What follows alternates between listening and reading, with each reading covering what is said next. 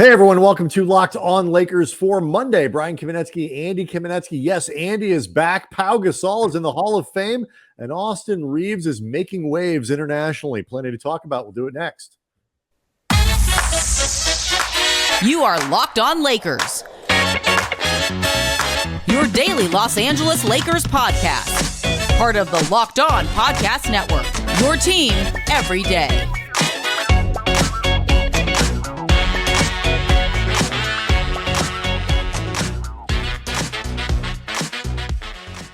Thanks to everyone for making Locked On Lakers first listen of every day, Monday through Friday, no matter how or where you get your podcasts. It's always going to be free, never behind a paywall. Locked On Lakers on YouTube is where you can go to see the show and hang out with over 20,000 subscribers, Andy, at least one of whom still hasn't figured out the difference between you and me, because in the comments section for Friday's show with Darian Vaziri, of course, the host of Locked On Clippers and the Dime Dropper pod, for which I got a lot of flack because there was some Clippers talk and previewing on it, so I spared you that anger, Andy. There was somebody who left in the comments section with like 6 exclamation points. Bring back BK. So welcome back, Andy. It's good to be back.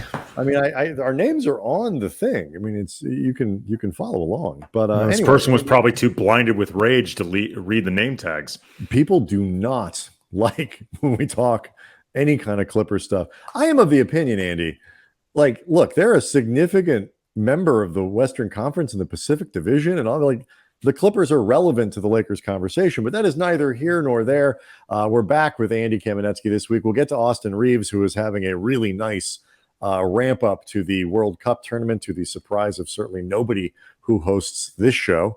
But let's start with Pau Gasol, Andy, who entered the Hall of Fame this weekend.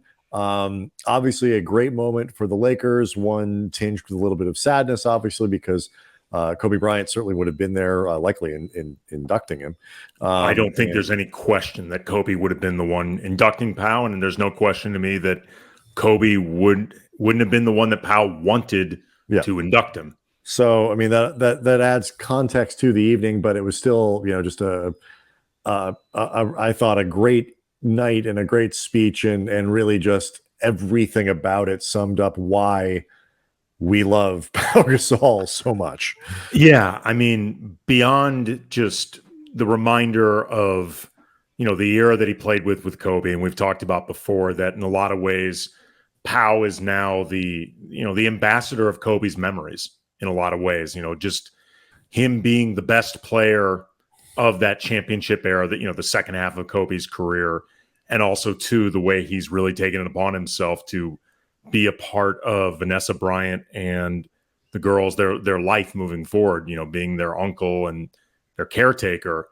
It's a reminder of just what an incredible person Pau is.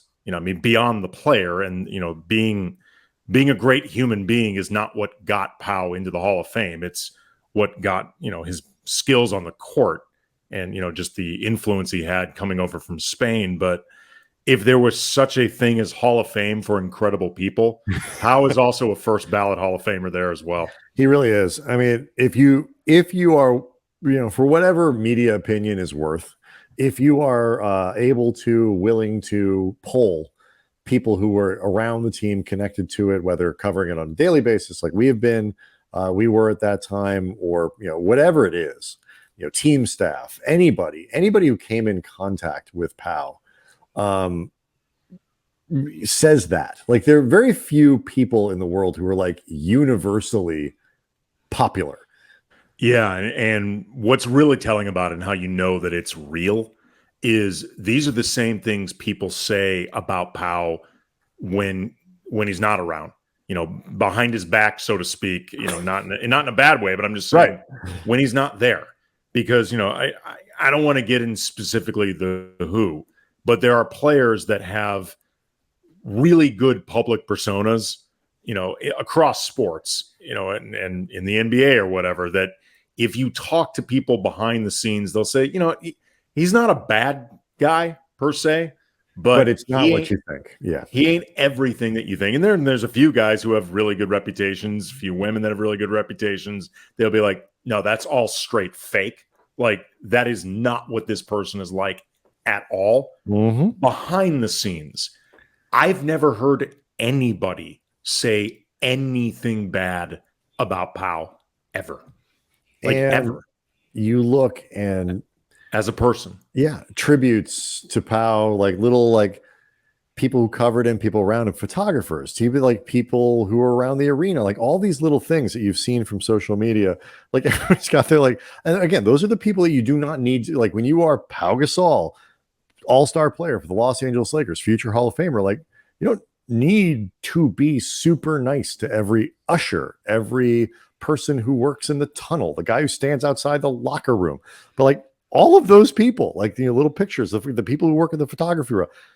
I mean, we've told a lot of the stories about, you know, individual moments with Pau. You know, I've told one multiple times about, you know, a reporter who worked in the locker room in a wheelchair, you know, frequent person who was, you know, a member of the regular press corps. And, you know, a time where Pau saw her right next to his seat after a game, never sat down for interviews, because that is the one thing that the one life advantage other than basketball, being 7 feet tall, is when everyone's got a microphone shoved in your face, you can stand high enough that it's not literally. He saw her there, didn't say anything, didn't do it, but he sat down. So she, you know, little considerations like that.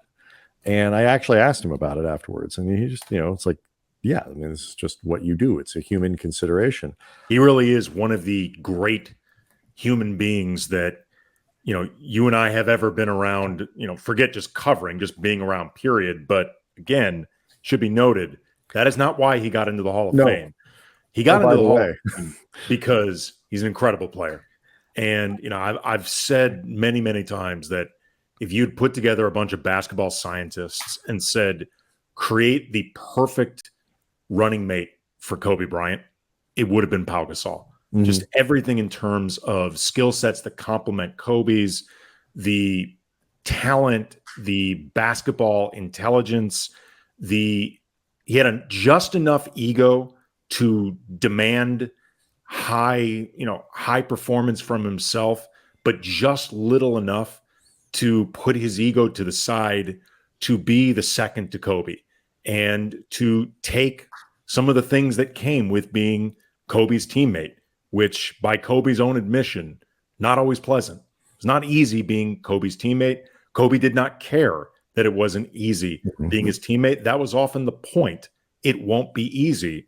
And, you know, there were a lot of things that Kobe said, you know, in the media, publicly prodding Pau, trying to get the best out of him. You know, most people remember, you know, the black swan, white swan thing, you know, putting on your big boy pants. Didn't like either one of those. No. And I this is not speculation on your and my part. We both know he did not like that. I can say this with 100% confidence.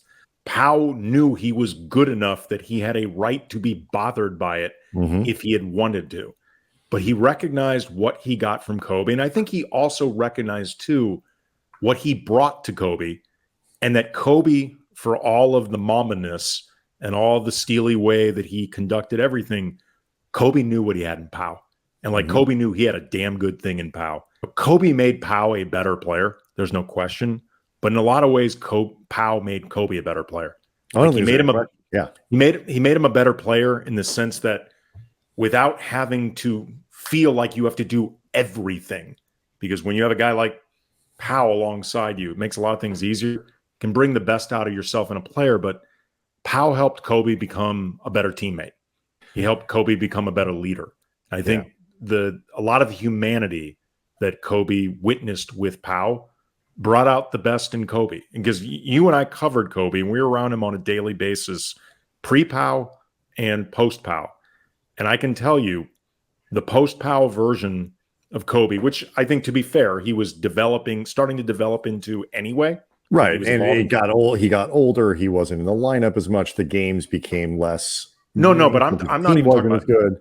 I'm talking pre-Achilles, just Pau's arrival up to Achilles tear. Kobe was evolving into, I think, a better leader and a better teammate anyway. You know, that that Pau eventually arrived, which Kobe was surprisingly happy with, you started seeing that evolution. But I think it was definitely sped up in a lot of ways for having Pau there. Yeah. And just broadly, I mean, Pau is a guy who I think serves as a bridge from like to where modern, not just bigs, but sort of modern players are, you know, the multifaceted ability to do many things. I think Pau came up in the game today. He would probably be a 38% 3-point shooter. Like he would just like that would be part of the game. Guy that Mike D'Antoni asked him to be, and Pau just didn't want to do. It refused. He was still of another era. I do want to make one more little thing I want to mention about Pau, but we all know like the next Lakers Hall of Famers, it's going to be Anthony Davis, it's going to be LeBron James. But there is an interesting thing that most other franchises deal with in terms of like team honoraries, which is sort of like whether you call it the Ring of Honor, or the normal jersey retirement process or whatever. Every time something like this happens, a player gets into the Hall of Fame, there's always a question, who's next? But also like if the Lakers were just like a normal franchise, retired numbers like everyone else, who would they do? Who would go in a Ring of Honor? So we'll kick that around. We'll get to Austin Reeves. We'll do all of it next. Locked On Lakers is brought to you by FanDuel, and football season is about to kick off. FanDuel is giving you the chance to win all season long because right now, if you bet on a Super Bowl winner, you can get bonus bets every time they win in the regular season. Just pick any team to win the Super Bowl, and you will get bonus bets for every victory. You can use your bonus bets on spreads, and player props, over-unders, all sorts of stuff. If there are Raider fans listening right now, they are currently 75-1 to win the Super Bowl, which feels optimistic. They're also 17-1 to win the AFC West, which also feels optimistic. In the meantime, the Chiefs are getting 6-1 odds to repeat as champs again. All 32 teams give you these possibilities with the bonus bets. So visit except maybe the Raiders. Visit FanDuel.com/lockedon and start earning bonus bets with America's #1 sportsbook. That's FanDuel.com/locked on.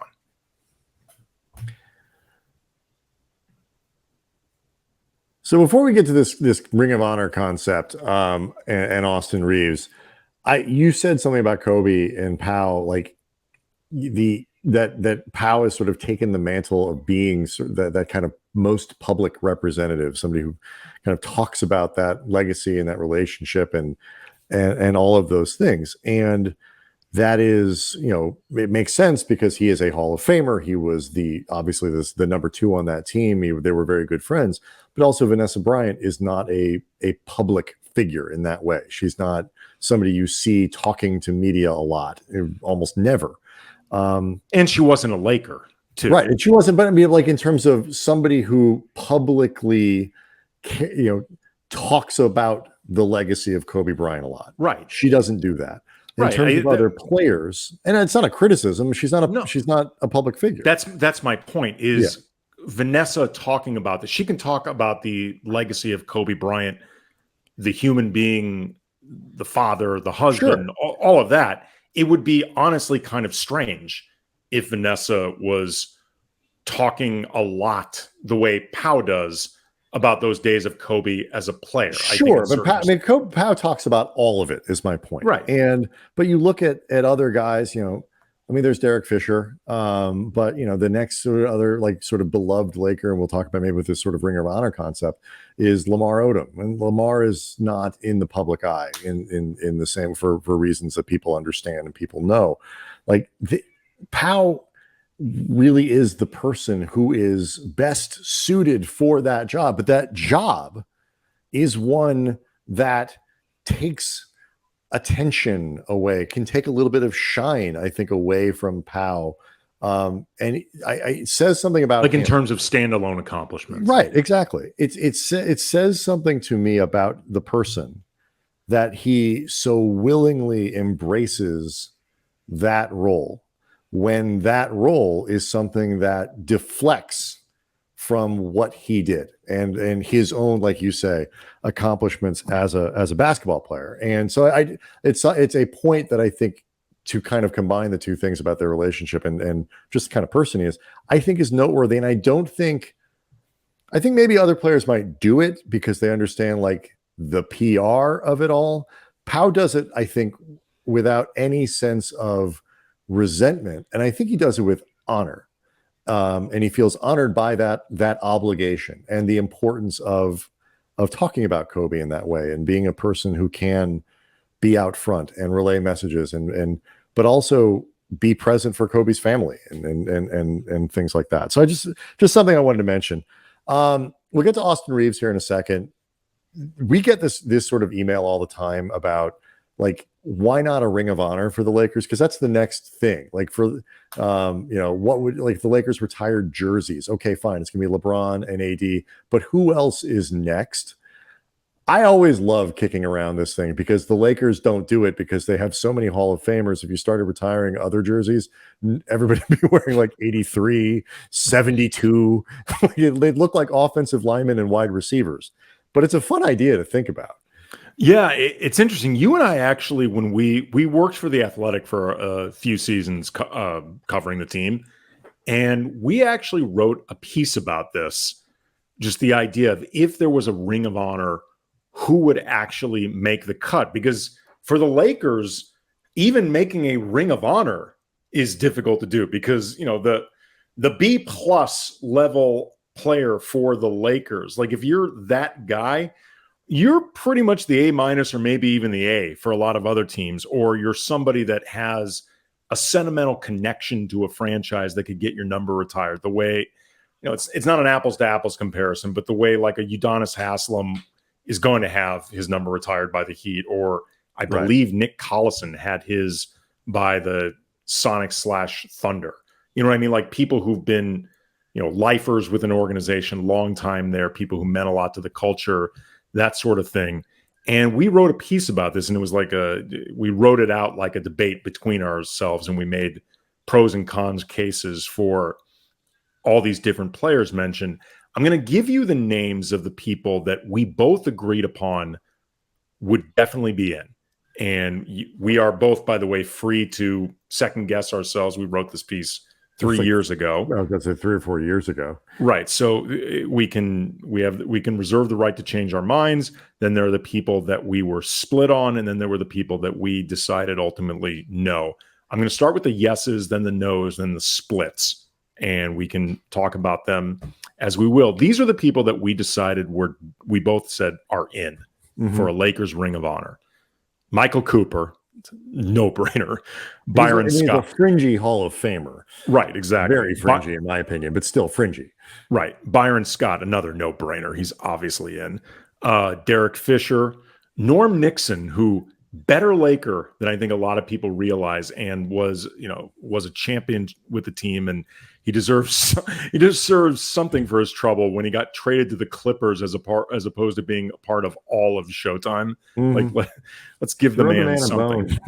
Yeah, but he was part of 2 championships, and if you look at his numbers in the playoffs were actually better than they were in the regular season. Norm Nixon was really good. It's only because he was replaced by Magic freaking Johnson that people don't really remember that. Yeah, he was quite good. Lamar Odom would be in the Ring of Honor. AC Green would be in the Ring of Honor.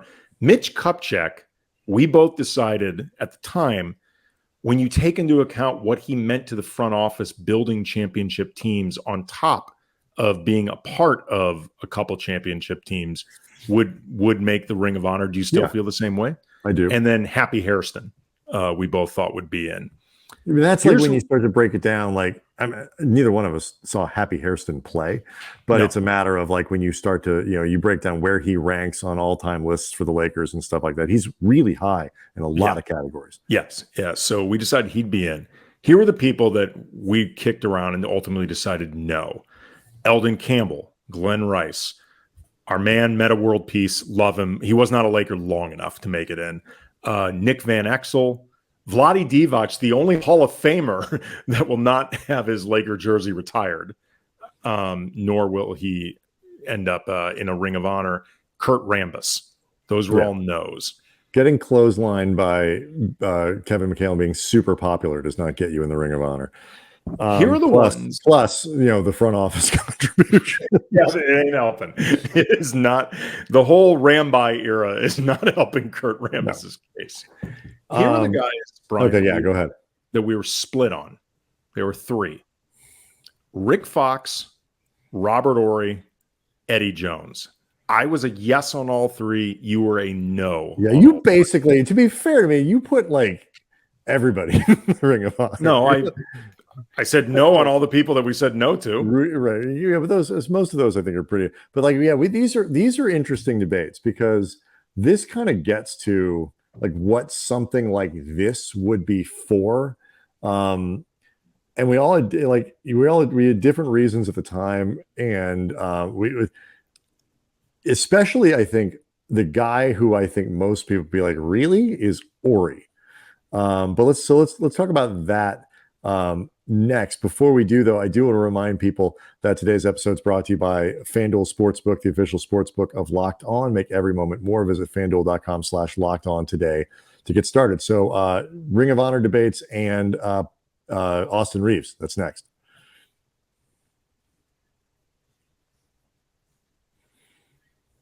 One of the guys that I voted yes for and you voted no for, I was mostly just throwing darts and trying to include more guys from an era, as Rudy LaRusso. You noted that Rudy LaRusso's nicknames included Deuce, the Ivy Leaguer with muscles, Honey Boy, Musty, Brutus, and Roughhouse Rudy, which just goes to show it was a very different time. Those were his nicknames according to Basketball Reference. According to Basketball Reference. I can't speak to it. His career ended before we were both born, and I can't put somebody into the Hall of Fame or the Ring of Honor that to be perfectly honest, I don't know who they are. I don't know who that is. But like, I love the Honey Boy, Musty, like old Musty. Anyway, I love nicknames from my favorite thing to do is go to Baseball Reference and look at the nicknames of the guys from like the aughts. Those are fantastic. But let's debate. Like you said, yes. Honey Boy sounds like an adult star stage name. Well, Andy, so to be perfectly honest, so does Rudy LaRusso. So I mean, if you came across an adult film star named Rudy LaRusso, would that surprise you in the slightest? No, it wouldn't. Here's what I said about Horry. When I said no, let me just scroll back down. I moved the cursor here. So you get to Robert Horry, and of course, he is beloved by everyone, and he does, still does broadcasts for the team and all that kind of stuff. I wrote this. In 7 seasons with the team, he averaged 6.3 points. That jumped to 7.2 in the playoffs, but none of that is why Horry might be included. He was central in huge moments, none bigger than his game winner against the Kings in Game 4 of the 2002 Western Conference Finals. Still, the line, even for something less lofty than a Hall of Fame, has to be drawn somewhere. So at the risk of doing something very unpopular, and it was, I'm saying no. And I still think that's actually kind of reasonable. If you want to put him in there, I don't care. But he wasn't like super prolific other than kind of those playoff moments. But the flip side is those were pretty other than the 3 championships that he was a critical part of. Really, what did he do? No, but like, in terms of like, you talk, and I'm going to look up again his playoff numbers because I could probably be talked off this point. His playoff numbers aren't going to jump off the page, but he hit critical shots. He hit That's true. A lot of big shots over 3 championship playoff runs. They don't win some of those championships without him being there. And he's a part of the history, part of the Ring of Honor to me, which is in a lot of ways the same argument for Rick Fox, whose numbers I think were a little bit more prolific than Horry's.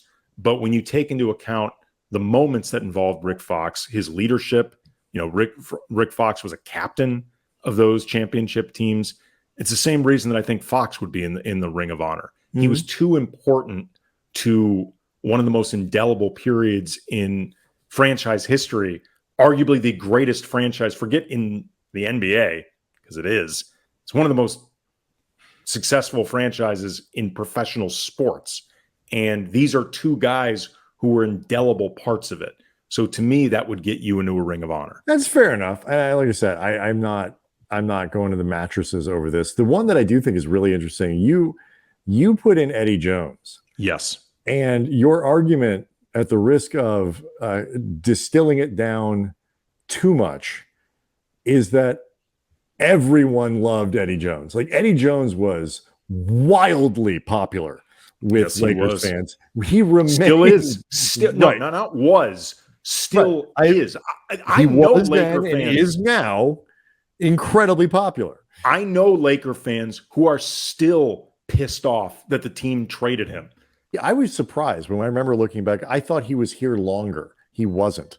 It was only 4 seasons, and obviously they didn't win anything in those seasons while he was here. So I was a no on Eddie Jones. You are you still a yes? Just because of the popularity, and he was a really good player. Here's what I wrote: his departure opened the door for Kobe to become the greatest 2-guard in franchise history, making it easy to forget just how good Jones was in purple and gold. 2 All-Star appearances plus another pair of all defensive team nods. Kobe's emergence made it easy to forget Jones's massive popularity. Fans loved him. They still do. Frankly, denying Jones's entry might jeopardize my safety as a semi-public Angelino. But I mean, he was incredibly loved. And he also he's the face, I think, of a period for the Lakers where they didn't win a lot, and they missed the playoffs in that early to mid 90s period. But they've become kind of a fan favorite era. Like they've become an era that fans look back on with, I think, more love and appreciation and fondness than at times they felt in the moment. And also, too, I think for a lot of Laker fans, they feel like Eddie Jones should have been a part of the championships that Kobe and Shaq eventually won together. Plus, Eddie Jones turned into Glenn Rice, and Laker fans hated Glenn Rice. Even though Glenn Rice was a part of the 2000 championship season, they really disliked Glenn Rice. The only person who may have disliked Glenn Rice more than fans was Phil Jackson. That's right. Who really didn't like him. So no Ring of Honor for Glenn Rice if Phil gets a vote. But it's interesting that you say like people kind of have changed the way they look at those teams. And I think you're right. Because I think the reason is this. There was like Nick Van Exel was a really entertaining player. Like he was a fun player. Eddie Jones was really good. Had a really good career, was a good Laker. And Vlade was really good. It's easy to forget how good Vlade was because he became Kobe, and that trade in retrospect feels so incredibly lopsided. Vlade was really good. Excellent player. Really good. I think what changed people's minds there, those teams were derided, Andy, as those lousy Lakers teams. Those teams sucked. Those teams didn't win anything. They weren't worthy of the uniform. I think the last, 12 years, 10, 12 years of Lakers basketball has taught us something. Those teams weren't actually that bad. Like, they're not worthy of respect by Lakers standards if you are only doing the count the rings thing, like we only play for titles, everything else is a waste of our time. I can point you to some really wretched Lakers basketball teams where seasons where we would have all killed to be watching Eddie Jones and Vlade Divac and Nick Van Exel run up and down the floor and been frustrated by Eldon Campbell and all these other things. Like that would have been delightful. The Lakers teams with Eddie Jones just didn't win titles. So I think that actually did perform a little bit of rehab on the way we look at those guys and those squads. I'm obviously making jokes, but I'm not kidding when I say it does have fans kind of look back differently. It might a little bit. You come to realize that even the Lakers are not immune to periods, to like low periods by any franchise standards. Like just, that's even the Lakers can realize how the other half lives. Plus, as I said, cannot be overstated just how popular Eddie Jones was. Like, even if there was no affection for that era in retrospect, for Nick, for whoever, they loved Eddie Jones. They never stopped loving him. And good players that, I could certainly be like for a lot of franchises, some of these guys, the Lakers have a high threshold even just to make their fictional Ring of Honor. It is not easy. Somebody like Meta World Peace, I think we both had him well below the bar. when you sort of look at impact once you get past the title year in the playoffs. We'll save Austin Reeves for Tuesday. Had another really nice game for Team USA in the World Cup against Spain on Sunday. He is having a really nice tournament, to the surprise of certainly nobody who watched him last season. But it is, I think, saying something about kind of where he's going to be around the league this year, what that contract is going to look like in a couple years. And that's going to be really good news for the Lakers. And so we'll get to all of that on Tuesday. Locked on Lakers on YouTube is where you can go to hang out and see the show. Over 20,000 subscribers. Andy's back. Leave us questions. Leave us comments. Let us know who else you might want to see on the show before the end of the summer when things start to pick up around the league. And we will be back on Tuesday.